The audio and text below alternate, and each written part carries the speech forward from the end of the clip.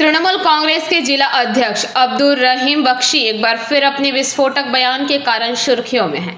संहति दिवस के अवसर पर आयोजित एक जनसभा के दौरान उन्होंने विपक्ष के नेताओं पर सिर फोड़ने की धमकी दी और नेता प्रतिपक्ष शुभेंदु अधिकारी पर तीखा हमला बोला। मालदा के इंग्लिश बाजार शहर में रथबाड़ी मोड़ पर आयोजित टीएमसी की जनसभा में बोलते हुए बख्शी ने विपक्ष पर अंधेरे में साजिश रचने का आरोप लगाया। उन्होंने बेहद भड़काऊ लहजे में कहा, जो सिर यह साजिश रच रहा है, हम उस सिर की खोपड़ी तोड़ देंगे।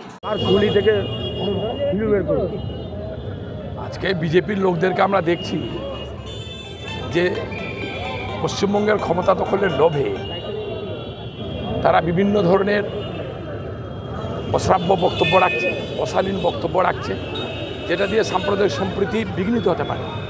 পশ্চিমবঙ্গে সাম্প্রদায়িক দাঙ্গা লেগে যেতে পারে এবং সেখানে প্রচুর মানুষ ক্ষতিগ্রস্ত হতে পারে। তারা কিছু পরোয়া না করে মানুষের লাশের উপর দিয়ে নবান্নর ক্ষমতা দখল করতে চায়। আমাদের বক্তব্য, যে মাথার ভিতরে এই ধরনের শয়তানি বুদ্ধির প্রশ্রয় করেছে, ঘর তৈরি করেছে, সেই মাথাটাকে ভেঙে চুরমার করে দেওয়া হবে, যাতে শয়তানরা সেখানে প্রশ্রয় দিতে না পারে, পশ্চিমবঙ্গের শান্তি বিঘ্নিত করতে না পারে।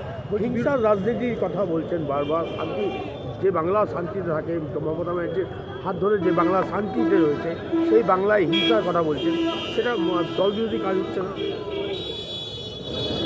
আমরা হিংসার কথা একবারও বলি।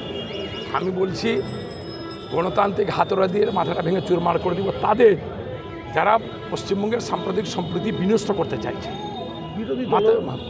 হ্যাঁ, মাথাটা ভেঙে চুরমার করে দিব তাদের, যারা সর্বক্ষণ ধরে পশ্চিমবঙ্গের সভ্যতাকে, সাম্প্রদায়িক সম্প্রীতিকে, ধর্মনিরপেক্ষতাকে ধ্বংস করে ক্ষমতার লোভে, শুধু ক্ষমতা দখলের লোভে এই প্রচেষ্টাটা করছে। তাদের মাথার খুলি আজকে বলছি, এখনও বলছি, সব দিনই বলবো, সেই মাথার খুলি রাখা যাবে না যে মাথার খুলি মানুষকে বিভ্রান্ত করে, বিব্রত করে, মানুষকে ধ্বংসের মুখে নিয়ে চলে যায়। মালদার মানুষ করবে, জনসাধারণ করবে, সাধারণ মানুষ করবে। দলনেতা বলেছে যে ক্ষমতায় আসলে আপনাকে দুদিনের মধ্যে জেলে ঢুকাবে। আপনি বললেন তাকে, কখনো তিনি বলছেন কাউকে খতম করবেন, কাউকে বাড়ি থেকে বেরোতে দেবেন না, কারো মুন্ডুকে লাঠি দিয়ে ফাটিয়ে দিবেন। এক বিশৃঙ্খল অবস্থা। তিনি এগুলো কিছু পারবেন না করতে, কিন্তু কেন যে তিনি এগুলো বলেন, এইটা আমরা বুঝে উঠতে পারি না। কয়েকদিন আগে শুভেন্দু অধিকারী মালদায় এলেন, তার আগে তিনি একটা নাটক করলেন যাতে তিনি না আসেন, কারণ তৃণমূল শুভেন্দু অধিকারী দেখে জমের মতো ভয় পাচ্ছে। কই, তিনি তো কিছু করে দেখাতে পারলেন না। তিনি এইসব কথা কেন বলেন, যেটা পারবেন না, তিনি এত বড় বড় ঢক্কানিদান কেন করেন, এটা আমরা বুঝতে পারি না। তার যদি সত্যিই ক্ষমতা থাকে তাহলে কিছু করে দেখান, তাহলে আমরা বুঝবো যে তিনি কিছু করতে পারলেন। Bureau report, PBTV news.